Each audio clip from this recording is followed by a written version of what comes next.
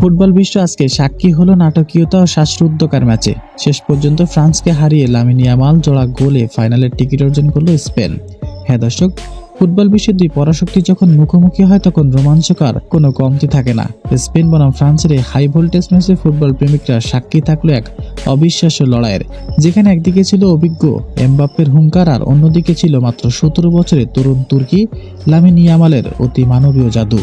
ম্যাচের শুরু থেকেই দুই দল আক্রমণাত্মক খেলছিল, তবে প্রথম ধাক্কাটা দেয় ফ্রান্স। ম্যাচের শুরুতেই অর্থাৎ মাত্র 32 মিনিটে কিলিয়ান এমবাপ্পে তার স্বভাবসুলভ গতি আর নিখুঁত ফিনিশিংয়ে স্পেনকে চমকে দেন। তার পা থেকে আসা ফ্রান্সের একমাত্র গোলটি 1-0 ব্যবধানে পিছিয়ে পড়ে স্পেন। পিছিয়ে পড়েও দমে যাননি স্পেন, আর তখনই দৃশ্যপটে আসে ফুটবলের নতুন রাজপুত্র লামিন ইয়ামাল। মাত্র 3 মিনিটের ব্যবধানে ম্যাচের 35তম মিনিটে ডিবক্সের বেশ কিছুটা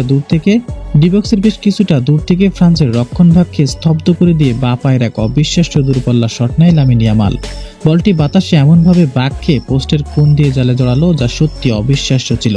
এই অসাধারণ গোলে প্রথমার্ধে শেষ হয় 1-1 সমতায়। দ্বিতীয়ার্ধের শুরুতে অর্থাৎ 56তম মিনিটে লামিনি এখনও থামেননি। ম্যাচের ভাগ্য একাই বদলে দেওয়ার জন্য ফোন করেছিলেন তিনি। কিছুক্ষণের মধ্যে আবারও ফ্রান্সের ডিবক্সে ভেঙ্গে ঢুকে পড়েন তিনি। ঠান্ডা মাথায় ফরাসি গোলরক্ষককে পরাস্ত করে নিজের এবং স্পেনের দ্বিতীয় গোলটি করেন তিনি। 2-1 ব্যবধানে এগিয়ে যায় স্পেন। স্টেডিয়ামে তখন শুধু ইয়ামাল নামে গর্জন আর গর্জন। ম্যাচের বাকি সময় ফ্রান্স সমতায় ফেরার আপ্রাণ চেষ্টা করলেও স্পেনের জমাট ডিফেন্স আর ভাঙ্গা সম্ভব হয়নি।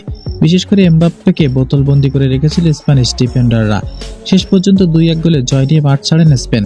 এমবাপ্পে একটি গোল করে নিজের জাত চেনালেও এই ম্যাচটি চিরস্মরণীয় হয়ে থাকবে লামিন ইয়ামালের সেই জোড়া গোলের মহাকাব্যিক পারফরম্যান্সের জন্য। তিনি আজ ম্যাচের আসল নায়ক, ফুটবলের ভবিষ্যৎ নক্ষত্র। সেই সাথে 2026 ফিফা বিশ্বকাপের ফাইনালের টিকিট অর্জন করল স্পেন।